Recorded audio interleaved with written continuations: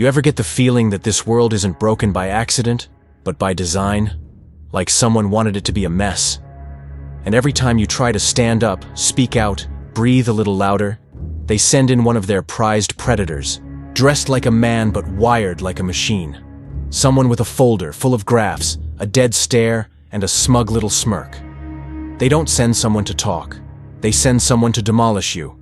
Not with fists, not with fury, but with false logic.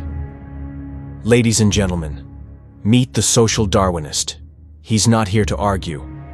He's here to remind you that you're expendable, that empathy is a disease, that the strong must eat the weak and thank nature for the privilege. But what happens when you don't play along?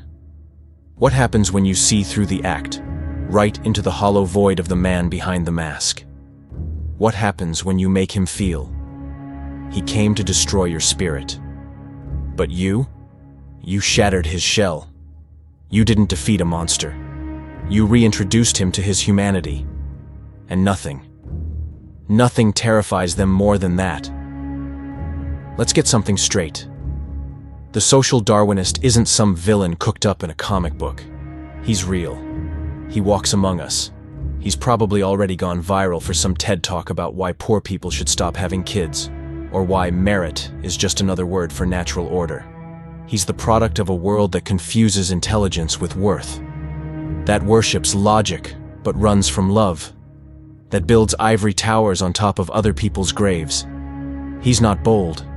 He's scared. Scared of losing his edge. Scared that someone else might succeed without grinding themselves to dust. Scared that maybe, just maybe, life isn't a competition, and he's been sprinting in circles his whole life. He doesn't talk like a human. He talks like a PowerPoint. He reduces your dreams to data points. He explains away your pain with some study he didn't read past the abstract. And he truly believes that weakness is a sin. That failure is always your fault. That anyone who's not on top must belong at the bottom. He throws words like objectivity and biology like knives, cold, sharp, sterile. But deep down, he's just terrified that if he ever took off the armor, he'd collapse. See, the Social Darwinist didn't grow. He calcified. Somewhere along the way, he decided it was easier to conquer than connect. Easier to dominate than to feel. Easier to be a god in hell than a man among equals. But the mask is slipping. And you're the reason it's cracking. Ever notice how the same system that crushes souls keeps putting this guy on a pedestal? Think about it. In a world where empathy is inconvenient and humanity gets in the way of profit margins, the Social Darwinist is the perfect mouthpiece. He doesn't challenge power. He justifies it, wraps it in evolutionary theory, stamps it with a fake seal of natural truth. He doesn't say, "This is unfair." He says, "This is inevitable." He's not a revolutionary. He's a defense mechanism for the rich and powerful. They don't want a world that works for everyone. They want a world that feels earned by the lucky and deserved by the damned. And who better to sell that fantasy than a guy who thinks compassion is a scam? Who better to calm the guilty consciences of billionaires than someone who says the poor are biologically inferior? Who better to weaponize science than someone who sees evolution as a moral compass? They roll him out like a priest at a corporate baptism, blessing the hierarchy, explaining why it's good and right, and just that some people drown while others float. But here's the twist.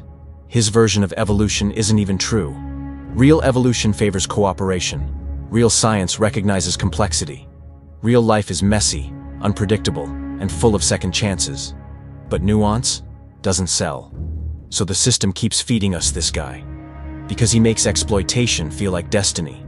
Because he turns oppression into order. Because he keeps us fighting each other, while the architects of this circus watch from their towers, smiling.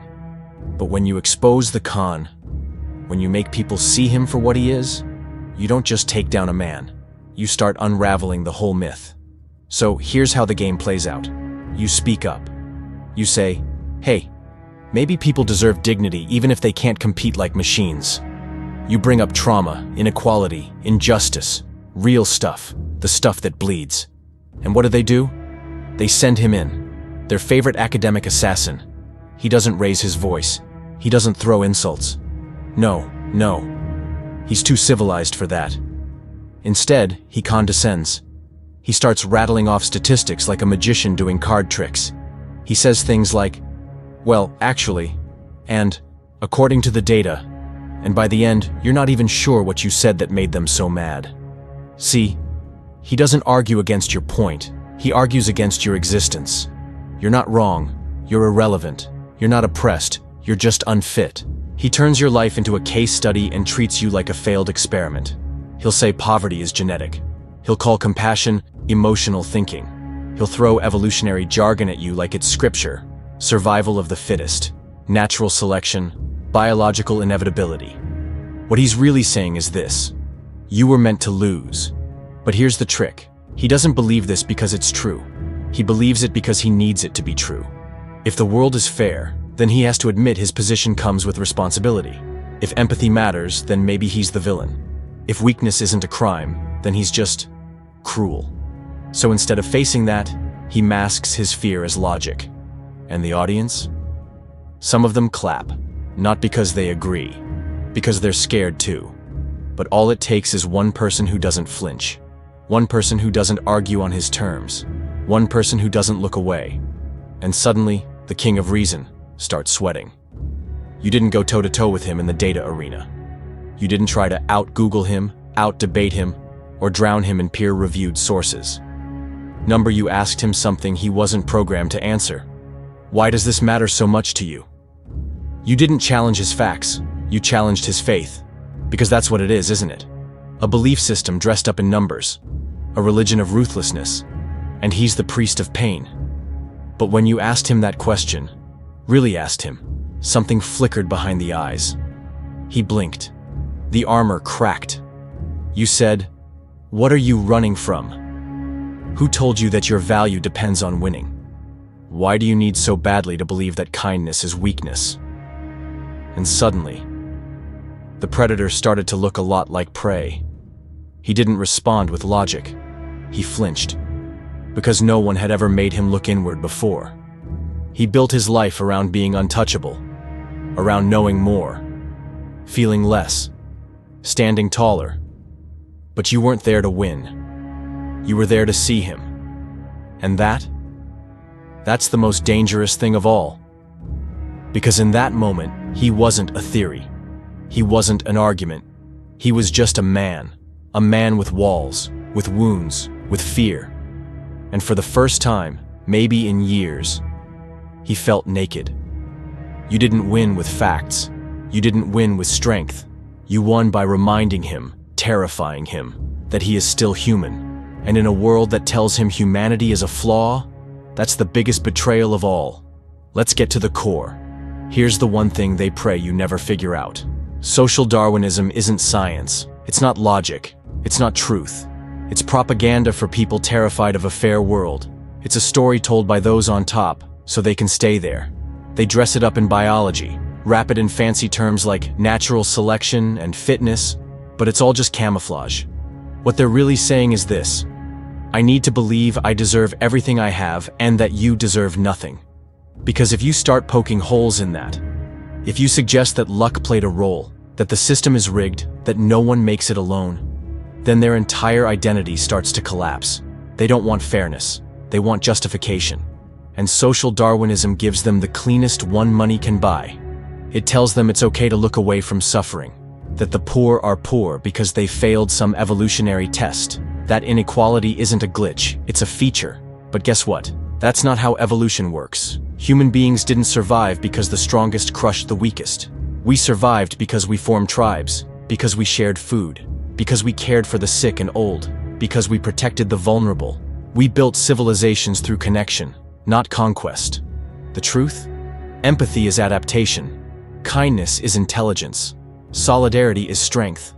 They don't want you to know that, because the moment you do, their entire castle of cruelty starts to shake. And you're the earthquake. You didn't just reject his ideology, you exposed his fear.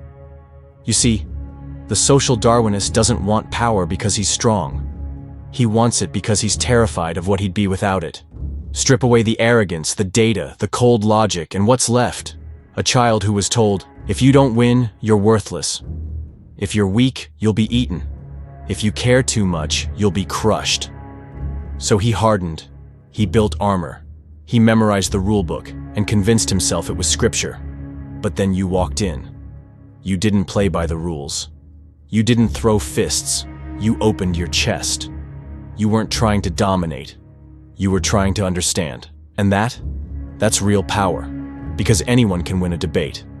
But very few can break a cycle. You didn't just prove him wrong. You showed him that he doesn't have to be this way. And that is the true threat. Because once the mask comes off, once he sees he's just another scared person hiding behind ideas, once he realizes he's allowed to be soft, to be kind, to care, he's free. And the system hates that. Because a free mind can't be weaponized.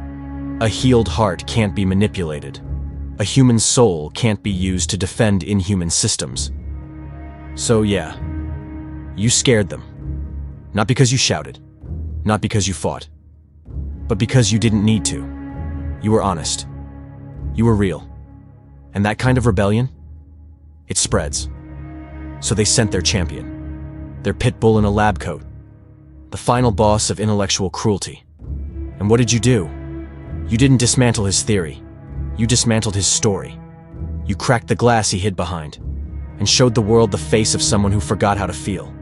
They'll say you got lucky. They'll say he let his guard down. They'll call you manipulative, emotional, dangerous.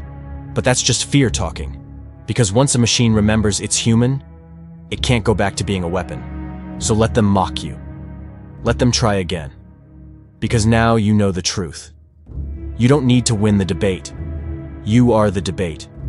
You don't need their approval. You already took their power. And as long as you keep speaking with that terrifying honesty, they'll never be safe in their delusions again. Because now, the mask doesn't work anymore. And when they try to wear it, all they'll hear is your voice echoing in the dark, saying, I see you.